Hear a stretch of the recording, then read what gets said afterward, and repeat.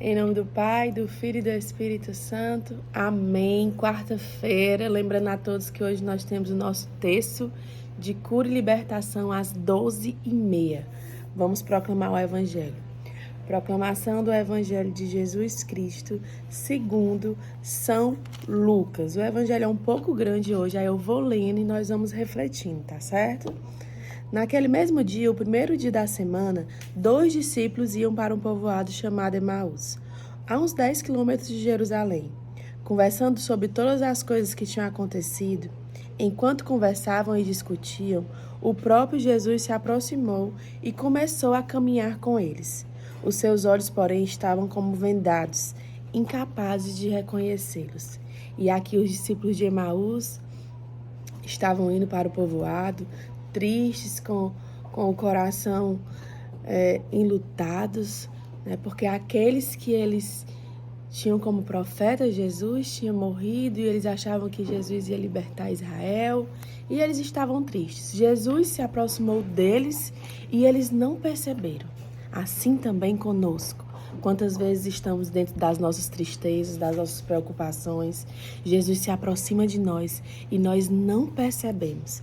Percebam aqui o movimento desse evangelho.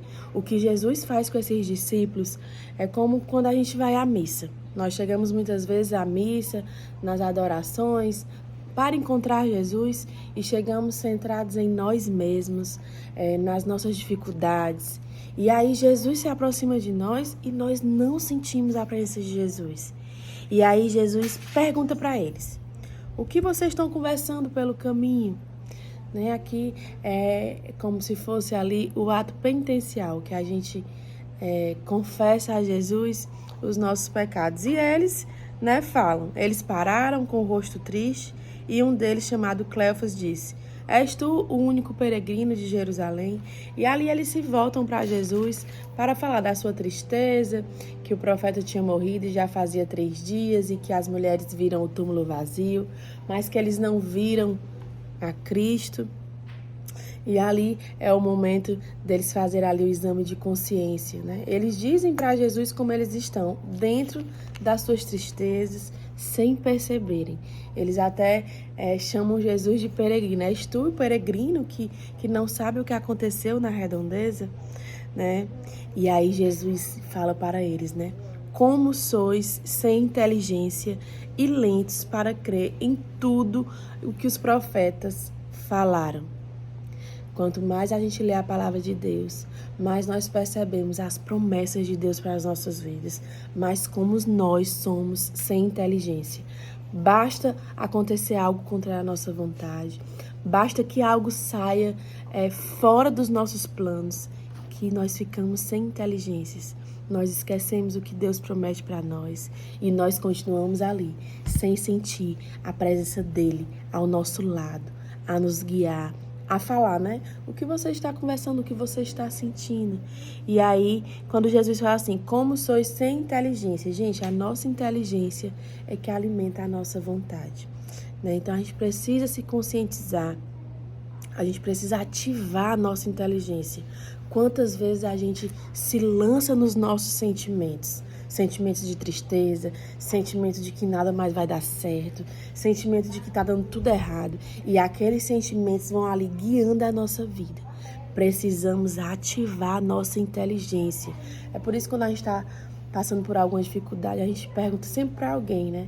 O que a gente deve fazer, a gente se aconselha, porque essa pessoa que está fora da situação, ela vai olhar com inteligência para que a gente pare de agir com os nossos sentimentos e comece a agir pela nossa inteligência, que alimenta a nossa vontade. E aí Jesus fala que eles são sem inteligência e lentos, né? Não era necessário que o Cristo sofresse tudo isso para entrar na glória? E aí Jesus fala, né? Começando por Moisés, passando pelas Escrituras, Jesus começa a evangelizar eles, a lembrar eles o que tem na palavra de Deus. Mas não era assim que ia acontecer, né? Igual Jesus faz na missa conosco. Quando a gente chega na missa, tristes, cabisbaixos, fazemos ali o nosso exame de consciência e vem a palavra de Deus, a leitura da palavra. Para quê? Para nos tirar de nós mesmos, para nos lembrar. E não é assim mesmo, e Jesus já disse que isso iria acontecer. né? E aí, quando chegaram perto do povoado para onde iam, ele fez de conta que ia adiante. Jesus fez de conta que passaria adiante. E aí eles disseram, fica conosco. Quantas vezes esse fazer de conta de Jesus é porque Jesus precisa que nós declaremos, Jesus, fica com a gente, fica aqui, Jesus. Ele precisa do nosso sim para entrar no nosso coração. Então, que este evangelho de hoje nos abra os olhos, nos dê inteligência, nos dê coragem. Jesus está perto. Que o nosso coração arda. Quando Jesus ficou com eles, que partiu o pão, os olhos deles se abriram e eles, meu Deus, o nosso coração não ardia no caminho. Peçamos ao Espírito Santo hoje que o nosso coração arda, porque Jesus está perto, Ele está conosco, a presença dEle é real.